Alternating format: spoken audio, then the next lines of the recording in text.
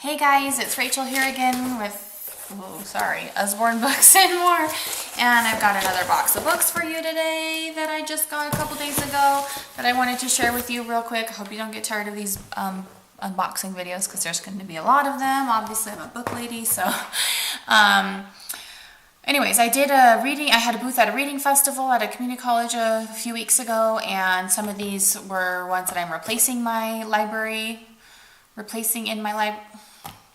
Blah, blah, blah, blah. So what happened is I had a table there and I sold some of my personal books that I had there for like display because people wanted them. And so some of these I'm replacing them. Like they're books I already had, I just bought them again because I want them in my library still.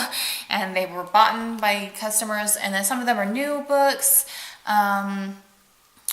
that I didn't have in my library already that I got. I used my Hostess Rewards from hosting that party to get these books. So there you go. That's a freaking long explanation for no reason really. Anyways, so this is I'm a Dirty Dinosaur. This is one that I had already that my child loves, and so I wanted to get another copy for my house. It's $11.99. It's one of our Kane Miller books. It's a really good hardcover book, so it's great for your babies and toddlers, good for early readers too once they're reading on their own. It's just a really fun, like sing-songy type book. So the pages are really durable. They're kind of like a coated, plastic coated page, so if anything happened, like if you got anything spilled on them or anything like that, you could probably wipe it clean if you get to it in a decent amount of time. But it kind of just has a real sing-songy rhythm, like I said. So it's I'm a dirty dinosaur with a dirty snout. I never wipe it clean. I just sniff and snuff about.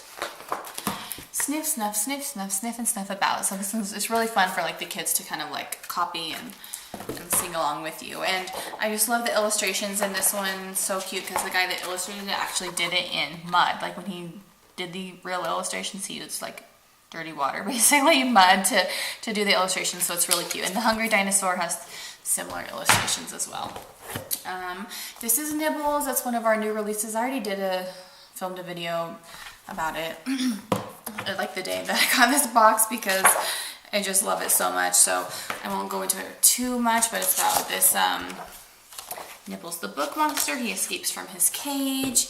We have to go find him. He ends up going through a bunch of books, and it's just so cute because it's like books within a book. So you can see he first gets into this Goldilocks book, and the pages got pages on it. So the Goldilocks book is like a book within a book, and then there's Little Red Riding Hood and Jack and the Beanstalk, and it's so cute. And finally we catch Nibbles at the end of the book, and we put him in this cage. But then, oh no, what's that sound? Nibbles escaped out the back of the book. So super cute book. My son is obsessed with it. Like I already said, there's a plush you can buy with it that would make a really cute gift if you wanted to do the plush and the book together, like for a baby shower or even for a child's birthday. Really, really cute. This is Too Many Tomatoes. It's another hardcover Kane Miller book. I ordered this one because actually my sister ordered it. We did a baby shower book party for her, and she got like a ton of books. People bought books for her baby shower, and then she had like a ton of Hostess Rewards, and so she got, I don't even know, I think like $500 or $600 worth of books. It was crazy, but this is one of the ones that she picked out for her Hostess Rewards. It's really cute. It's Too Many Tomatoes.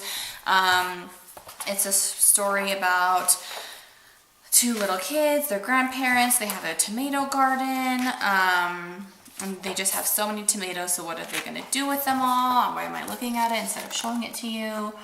Really, really sweet illustrations. So they end up taking the tomatoes all around town, helping people out.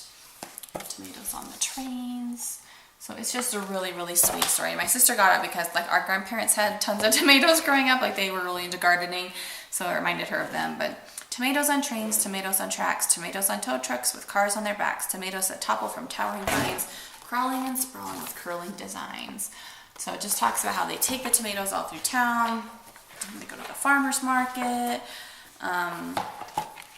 One for the plumber, one for the painter, one for the dancer, one for the drummer. Just really, really cute. I actually haven't read this one to my son yet, but he's gonna like it. The illustrations are just really pretty. Not pretty, they're cute. Cute illustrations. This one, Illustrated Math Dictionary. I sold, I think I had a history encyclopedia one or something like that I sold at the party, and I was gonna replace it, but then I decided to get this one instead. Actually, I think it was the math one, but it was the more advanced one. I decided to get the earlier one just because I feel like there's more people looking for this kind of age bracket, I guess. I don't know. But it's $12.99. It's the first Illustrated Math Dictionary, which is kind of one of the lower age level math dictionaries. I think there's at least one other one. There might be two other ones. It is an internet linked book, which means you can go to the internet, you can get more puzzles and games that can help children practice their math skills. So I'll just go through here. Table of contents. It's got understanding numbers, counting, talking about numbers, place value, ordering, patterns and sequences, using numbers, adding and subtracting, multiplying and dividing, calculators. What else do we have here? Measuring, mass, length, all that kind of stuff. So these are just really good. Like a lot of our homeschool moms use these as part of their curriculum. If you just want to supplement what your child's learning in school, that would be great too. Numbers from 0 to 100, counting tip, read down the list saying each number as you go. Practice 0 to 10, 10 to 20, etc. Let me just see if I can find a page with some puzzles for you. Counting in tens. So this one, when you reach 1,000, you need 4 digits to write it down in figures. It is a 4-digit number. So just really good basic math concepts, but it's illustrated. It's going to keep their attention. This one's talking about rounding, useful opposites, adding and subtracting on number lines. So I'm actually taking a math class at EPCC right now at our community college here. Decided to go back to school. I don't even know why, because I'm not a huge fan of school. I shouldn't even say this on video, but math is hard. It's no joke. So, and some of the, I mean, I'm just taking like a really basic like intro math class, but I'm recognizing these concepts. Anyway, so that's the first Illustrated Math Dictionary. Let's see, next one is going to be a Sea Under the Sea. I had this one already. I did want to replace it because I don't have any other like See Inside books. I have tons of the Peek Inside because I have toddlers. I have a few Look Insides. These are the See Inside, so they're a little bit more advanced as far as the content and illustrations. Really pretty. Tropical waters. This one does have like a fold-out page. So that's really cool. Talking about the Arctic, and they have a ton of flaps, so you can they're just not popped out. You can't see them, but I'll pop out a couple for you so you can see. So the Peek Inside, you know, like I've mentioned before, is for toddlers, so there's usually like 1 or 2 flaps on each page. Look Inside is the smaller books. They're a little bit smaller in size. This is like an 8.5 by 11 size, basically. The Look Inside, like the food video that I did, it's a little bit smaller book. Those are the ones with the flaps in the flaps.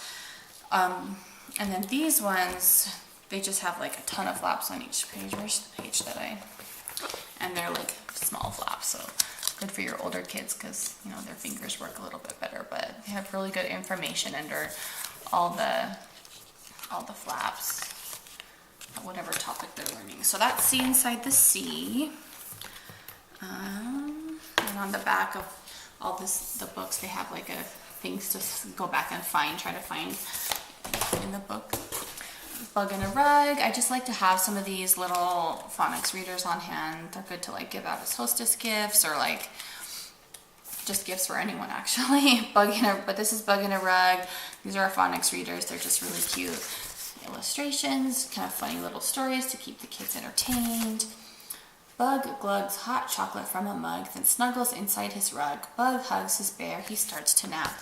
So they kind of focus on one like phonics sound. Obviously this one is the UG. I need to sleep tonight, says Bug. Tomorrow I start work for Slug. Bug plugs his ears. I can't sleep now. It's dawn. Bug yawns. His eyes feel sore. He plods to work at Slug's rug store. So kind of rhymey I need little books. They're cute.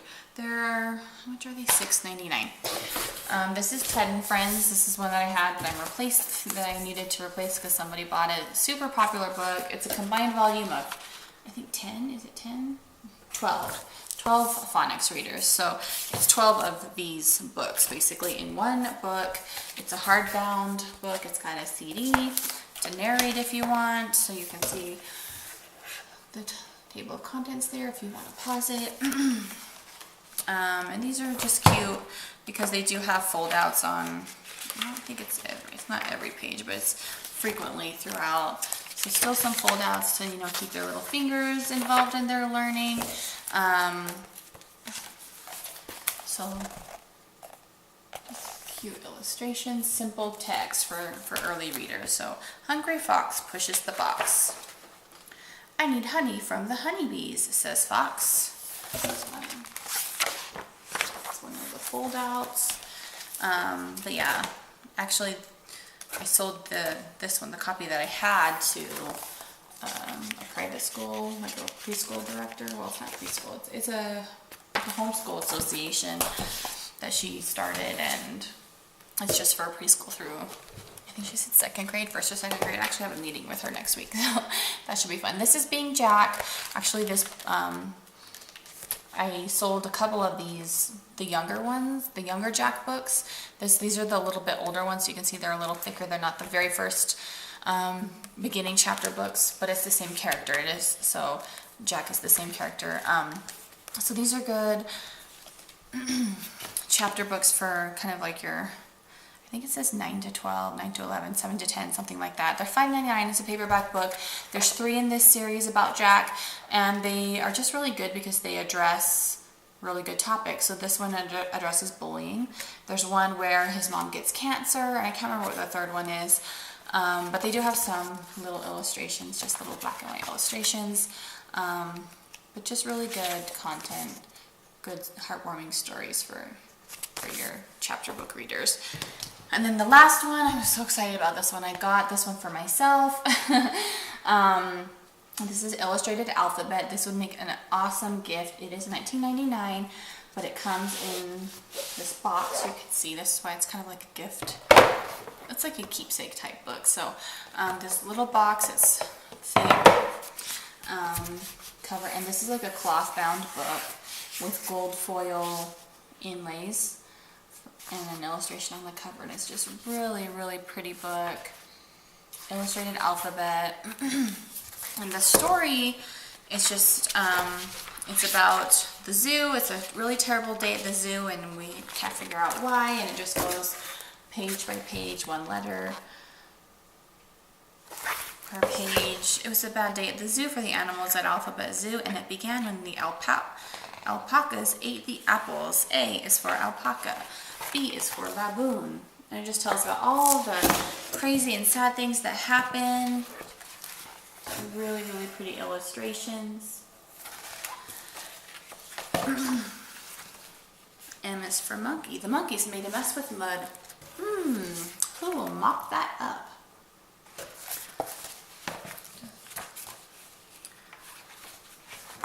Really good at getting your kids learning their letters, learning an animal that starts with that letter. It does have like a ribbon bookmark, which is really pretty. And then at the end, we figure out that it's because the zookeeper was missing.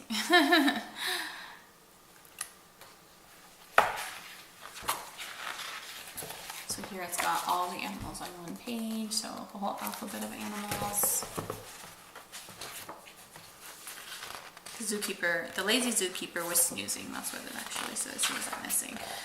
And then there is a little page here using the alphabet book. It's best to start using alphabet books once children know a few letter sounds, so they can get used to the idea that the letter that makes a sound is called S. They don't need to be able to read the whole book or the whole alphabet before they start school, but it's helpful for children to understand that the letters are always written down in the same order. Talks about grasping the letters and just like how to use this book to help your children learn their letters. So really, really good keepsake type book. So pretty. I love that it comes in a little box to keep the cover. This is one that you might want to like pass down to your children as they leave the house. So that's the illustrated alphabet. That's everything I got for this last order. I'm sure there'll be another one coming up soon, but thanks for watching. See you guys next time. Bye.